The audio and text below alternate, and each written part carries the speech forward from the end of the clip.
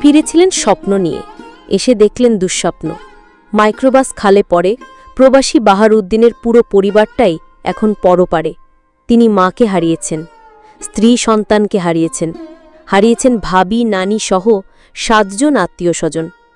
এমন মর্মান্তিক দুর্ঘটনায় বাহারও তো বটেই, পুরা দেশব্যাপী শোকের ছায়া নেমেছে।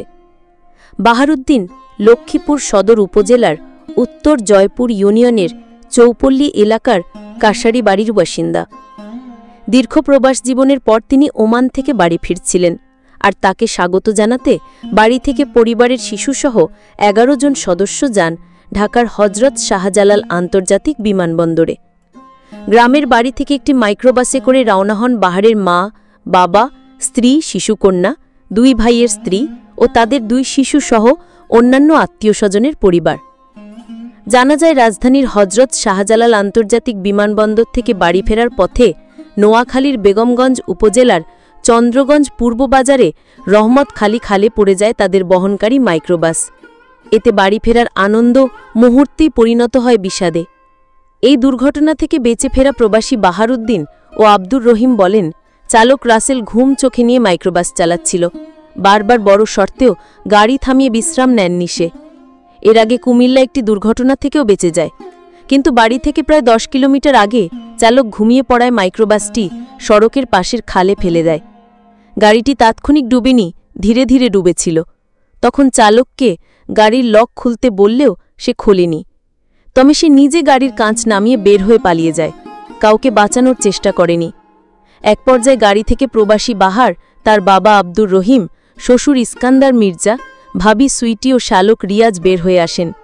তবে এই দুর্ঘটনায় বাঁচতে পারেনি বাহারের স্ত্রী কবিতা আক্তার, মেয়ে মিম আক্তার, মা মুর্শিদা বেগম, নানি ফয়াজুল নেসা, ভাতিজি রেশমা আক্তার, লামি আক্তার ও বড় ভাইয়ের স্ত্রী লাবণী আক্তার। আহত অন্য 5 জন প্রাথমিক চিকিৎসা নিয়ে বাড়িতে আসেন। এদিকে ঘটনার দিন বেলা 10টার দিকে নিহত 7 জনের মরদেহ বাড়িতে পৌঁছালে কান্নায় ভেঙে পড়েন নিহতের স্বজনরা। তাদের কান্নায় ভারী হয়ে ওঠে আকাশ বাতাস। বেঁচে যাওয়া বাহারউদ্দিন, তার বাবা আব্দুর রহিম ও শ্বশুর ইস্কান্দার মির্জা পরিবারের সবাইকে হারিয়ে বাকরুদ্ধ হয়ে পড়েন। চন্দ্রগঞ্জ হাইওয়ে থানার ভারপ্রাপ্ত কর্মকর্তা মোহাম্মদ মুবারক হোসেন ভূঁইয়া বলেন, চালক ঘুমিয়ে পড়ে গাড়িটি নিয়ন্ত্রণ হারিয়ে খালে পড়ে যায়।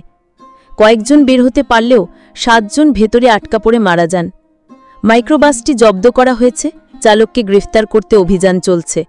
পাশাপাশি পুরো ঘটনাটি তদন্তের পর আইনগত ব্যবস্থা নেওয়া হবে। এদিকে প্রবাসী বাহারউদ্দিনের বাড়িতে ঘটনার দিন সকাল থেকে পারিবারিক কবরস্থানে খোঁড়া হয়। একে একে 6টি কবর পরে একই সারিতে শায়িত করা হয় 6 জনকে। বাকি 1 জনকে অন্যত্র কবরস্থ করা হয়। ওমান প্রবাসী বাহার বলেন, কিভাবে নিজেকে সান্ত্বনা দেব?